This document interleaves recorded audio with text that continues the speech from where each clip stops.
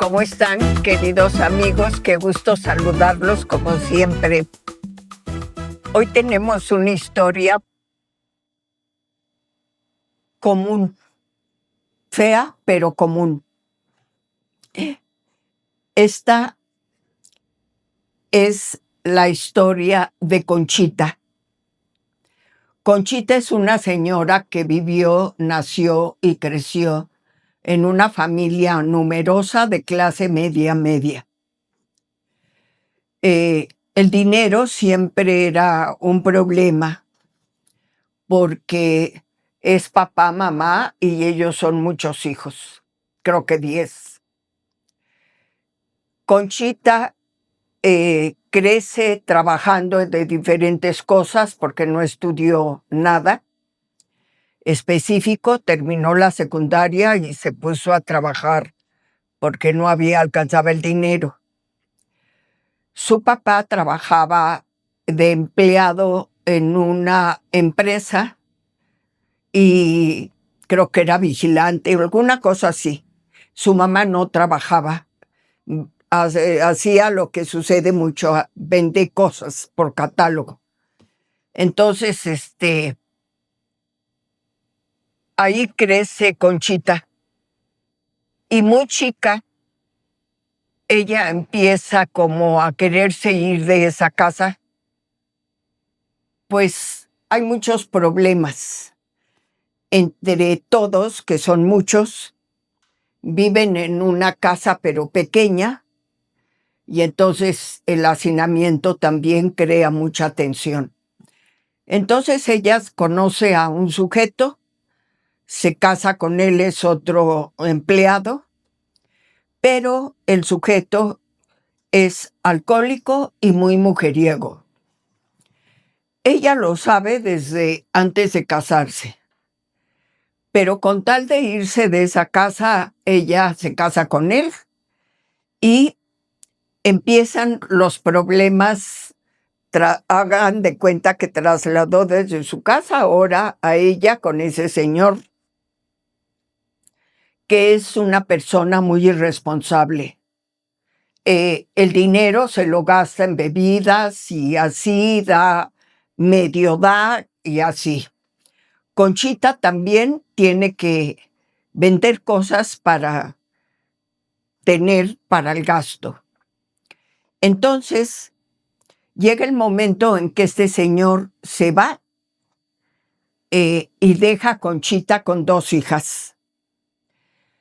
Conchita no tiene cómo mantener el departamento donde vive porque no puede pagar. Ella solo tiene lo que vende por catálogo, que es muy poco. Entonces no tiene prácticamente para nada. Cuando esto pasa, sus 2 hijas siguen la misma que ella.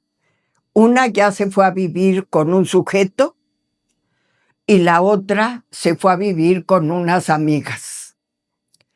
Entonces Conchita está sola, pero ni sola puede con los gastos de un departamento. Así que regresa a la casa de sus padres. En el camino su padre falleció, así que nada más está su mamá.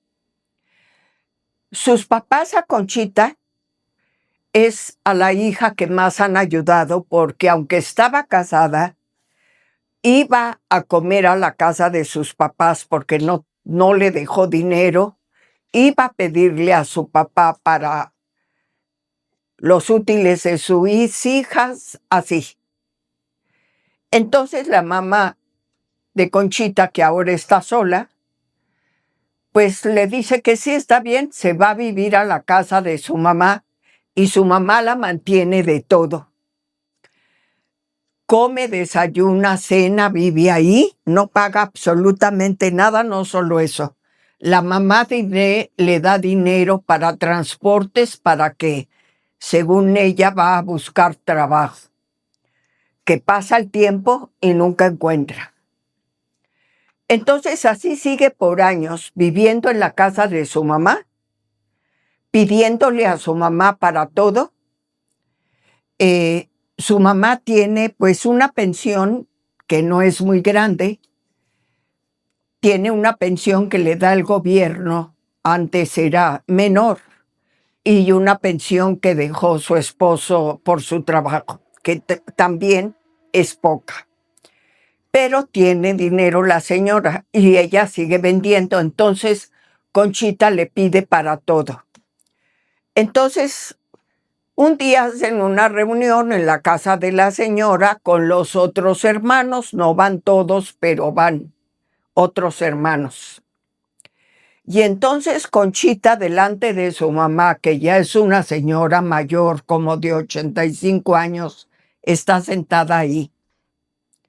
Le dice a una hermana: yo les he dicho a mis hijas, que estaban ahí las dos, que si yo hubiera tenido lo que ellas han tenido, mi vida sería otra. Porque Conchita asegura que su vida y su fracaso es culpa de su mamá y de su papá, de la educación que le dieron o que no le dieron. Eso le dice a su hermana. Entonces todos se quedan muy callados porque su mamá está aquí sentada. Ella está diciendo eso cuando vive desde hace años en la casa de su mamá, desayuna, come y cena, y todavía le da dinero para el transporte. Entonces, pues todos guardan mucho silencio, incluidas sus hijas, y le dice a una hermana: ¿verdad que nosotros no tuvimos nada? Y la hermana le contesta que ella vivió en otra parte, porque ella sí tuvo, no de sobra, pero nunca se murió de hambre.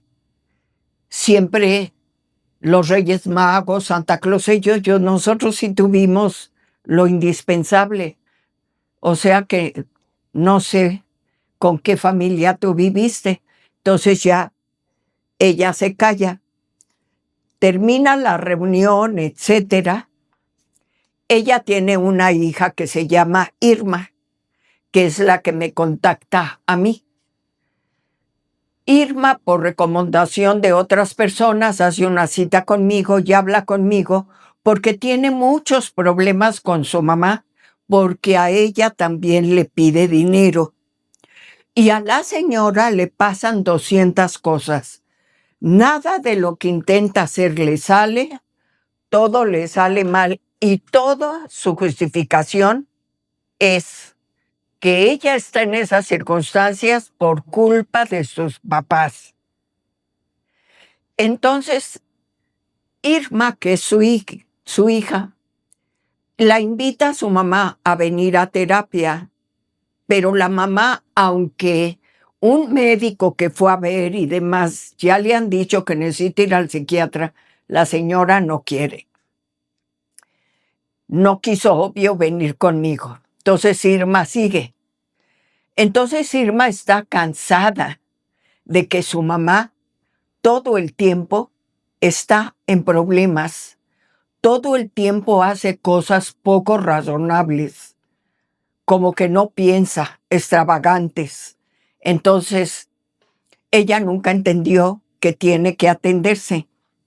Entonces Irma, lo que más le impresiona, o por lo que vino, pidió una cita, es porque dice que le impresionó mucho que su mamá, estando viviendo en la casa de su abuela, diga que nunca le han dado nada, cuando ella vive en la casa de la abuela. Ahí desayuna, come y cena.